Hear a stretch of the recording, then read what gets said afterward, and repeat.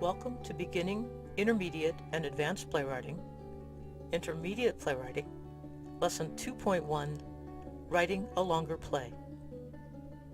Where do you get the idea for writing a play? It might come from a detail in a newspaper article, an event from your past, or a story heard from a friend or family member. But that is not enough to create a play. Say you want to write a play about a man from a wealthy family who finds out he was actually adopted, and that all the family values, history, and status that he grew up with does not actually apply to him. Okay, that's one idea.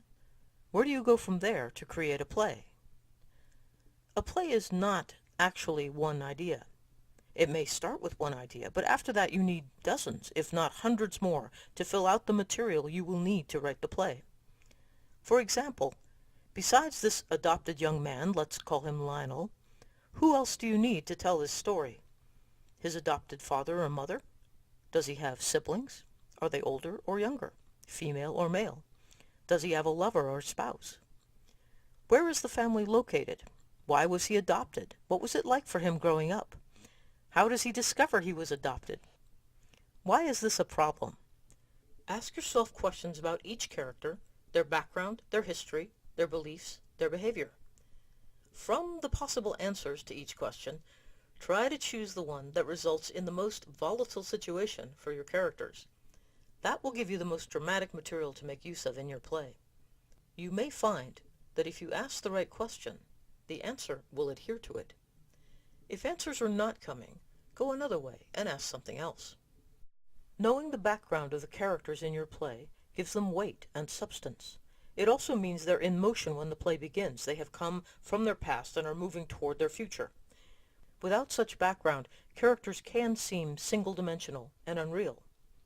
But the background is not the play. To write a play, you are looking for a story arc, a beginning, middle, and ending, and the series of events that sets the story in motion, compels it on its way, and on to the climactic ending. The backstory will remain largely in the playwright's mind. The events of the story are what you will stage in a series of scenes. When you are looking for these scenes, think of events rather than conversations. Choose actions that are as large as possible to read from the stage. How does Lionel find out he is adopted? Does he come in from off stage having just found out? That has a low dramatic value. If something happens in your play, have it happen on stage. Does he get a phone call? That's a little better, but we're missing half the conversation by having the other person off stage. Does he make a discovery? Find his adoption papers while going through a desk or a safe? That's a little more dramatic. Does someone tell him? You can measure the amount of drama you are creating by the reaction of the other characters. How big a reaction are you going to get from this moment? Your actor is going to want the biggest reaction possible because he knows the bigger the reaction, the more it affects the audience. The most dramatic way to reveal this information might be to have his birth mother show up at precisely the most awkward moment in his life and tell him. Say, just before his wedding. You can get a lot of actions and reactions from an event like that. Choose the events from your play by what gives you the best and most continuous dramatic consequences on the stage. One good way to do this is to always look for the worst possible things that could happen to your characters. Once you have one great event and the resulting fascinating scene from the fallout, look for the next. Again, keep the action on the stage. If you find yourself writing a scene where the characters are talking about events that are off stage, and especially off stage and in the past, rework this so that you put the event on stage. If a play has people talking about events that happened somewhere else, the audience is going to think they're in the wrong room. They should be in the room where those amazing events are happening. It is the playwright's job to put them there. In part 1, we discussed techniques for writing a short play. To write a longer play, you need to add more material and more events. The best way to add material and events is to add a second plot line. To begin a play, you have a character on stage doing something, and then you have something about to happen to her that has life-altering consequences. The tension created in the character by the problem facing her needs to be at least a 4 on a scale of 1 to 10, with 10 being the highest. This is the level of tension you need to be sure that all the people in the audience, including the ones who didn't want to be here tonight, are paying attention. The lights come up on an empty office building. It is night. Stan fumbles to unlock the door and hurries in, goes to a cubicle and starts searching it. What is the tension on the stage? It depends on how worked up Stan is. If he is a little hurried, a little frustrated, it is maybe a 2 or a 3. If he is moving stealthily, showing he mustn't get caught, or if what he is looking for is going to change his life in an important way, the consequences will be greater. If his life is over if he does not find what he is looking for, he will be in an agony of frustration and tension, and this is more dramatic. The more tension the actor carries on his body, the less the audience will be able to look away. Always begin your play with a significant tension level, and never drop it until the lights go out at the end. So, Stan is searching the office in frustration. If he doesn't find what he is looking for, he will be ruined. He is frantic. Enter Phoebe. Now, you could have her greet Stan and help him with his search. Or she could hold up whatever it is and say, "Looking for this?" If you do that, you will have 2 characters engaged in a single problem. You will have one plot line and both characters involved in it. A better choice would be to have Phoebe enter with a completely different plot line of her own. She has come to rob the place, or deliver another blackmail note, or catch the person who is blackmailing her. Or maybe she has stepped through a portal from the 18th century. Stan still has his problem, and now Phoebe has her problem. Now you have 2 plot lines, not 1. This means you have twice as much material with which to make a play. You have 2 story arcs to plot to a resolution.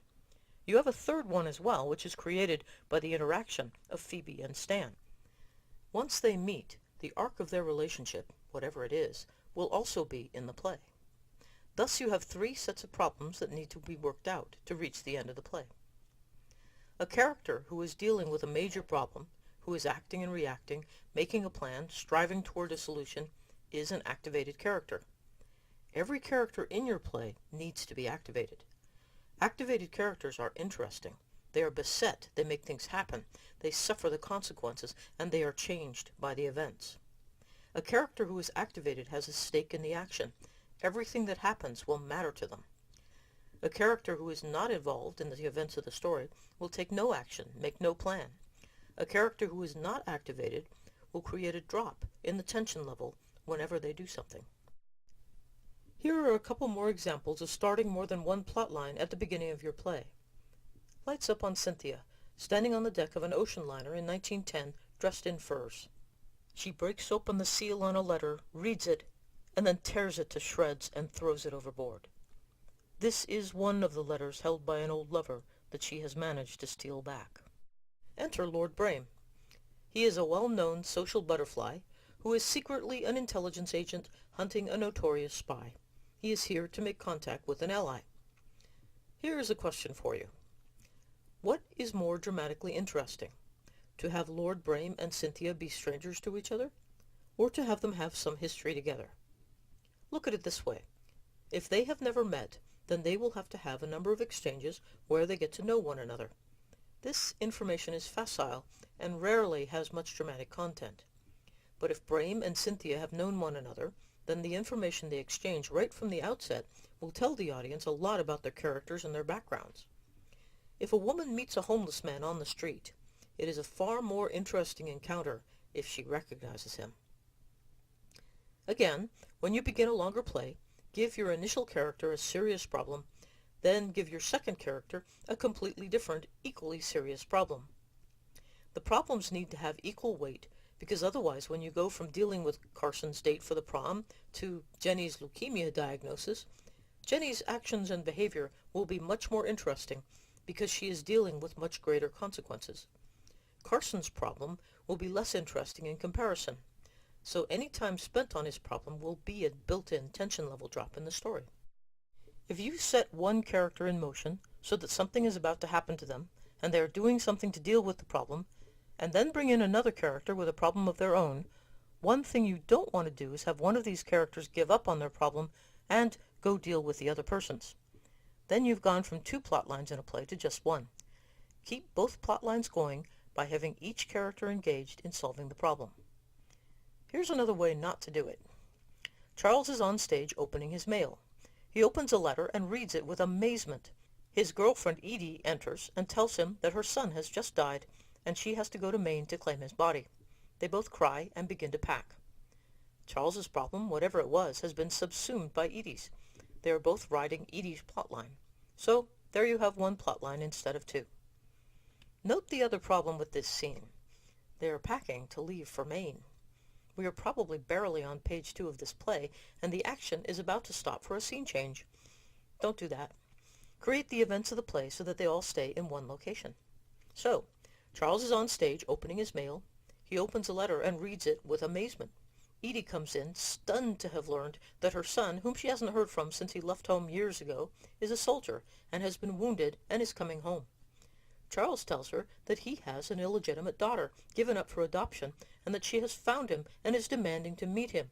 So you see, there are two plot lines. They are converging in this location, and each of them will need several scenes to play out the events.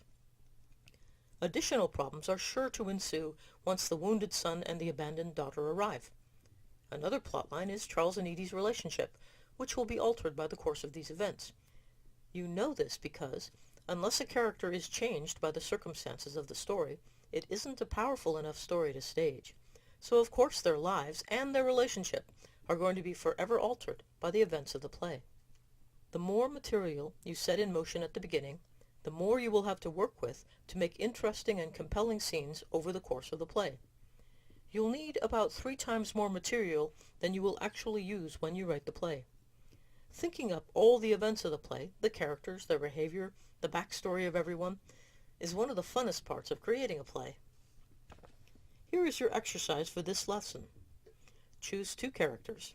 Fully activate each of them with a different significant problem. Give them each a strong, theatrical character cut and a plan. Choose a setting where the whole story can unfold without changing the time or the location. Choose which problem you set in motion first.